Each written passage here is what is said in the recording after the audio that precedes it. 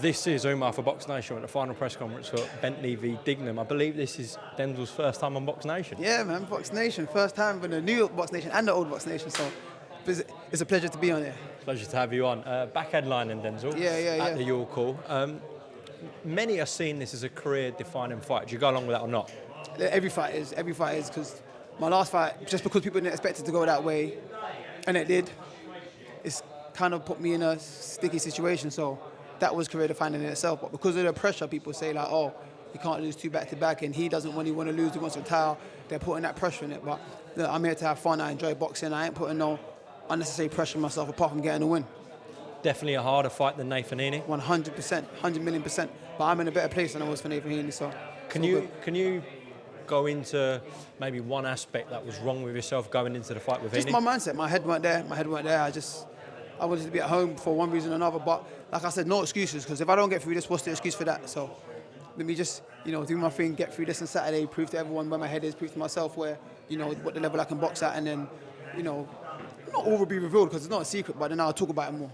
I don't want to put words into your mouth, but did you overlook Nathan Heaney? In a way, because of the circumstances that was happening at home, I just felt like I should win this anyway, no matter how I feel.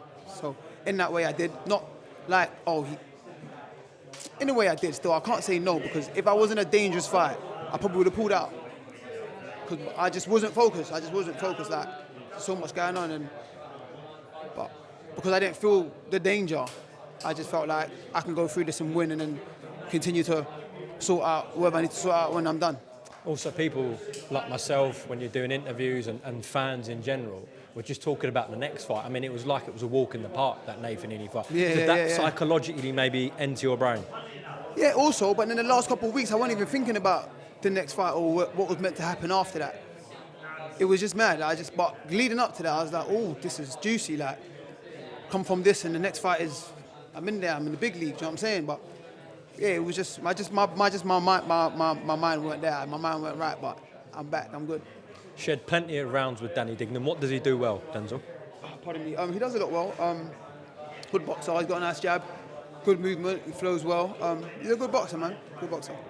But you feel in every attribute you're different level to him? I mean, it doesn't really matter. I just know I can get to him, and I know I can outbox him, and I know I can get to him. So, I'm comfortable is the wrong word, but I'm confident that I can beat him and carry on my career. Whenever I've seen the best Denzel Bentley, he's sharp early on, he's dangerous, he's spiteful. We're going to see that Denzel this Saturday night. Yeah, you might do still.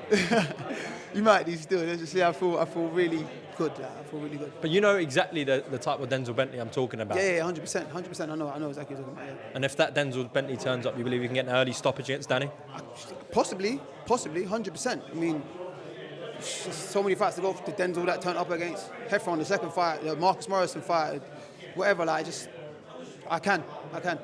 When you go back to actually mention Mark Heffron, if you look at the run you've been on, your 2 fights with Heffron, Morrison, Felix Cash, Janabek, now Dignum, Heaney in the middle of that as well. Yeah. Your resume is very good. Yeah, I mean, I think I'm kind of underappreciated. You know what I'm saying? People don't see the resume, like they don't compare it to, other middleweights in the country. They just see the results. I might win, I might lose, I might draw, and then it's like, he's no good, or he's good, or he's better. But whoever you think is better than me, look at who they fought compared to who I fought, and look at the fights I've come through compared to the fights they've come through, and ask me if they will beat those fighters, even that I've beat, not just that I've lost to the fighters that I've also beat. If they could beat them or be in a good fight with them, do you know what I'm saying? And then you just go off that. So, I mean, that's the thing about boxing. It's just you're as good as your last performance, isn't it? So, I got to take that on the chin because I lost to Heaney. But when I come back, adding Dignum to that list and that's like 8-9 fights on the spin, like just all 10, 12 rounders or 50-50 fights or competitive fights, or do you know what I mean? Or championship fights at whatever level.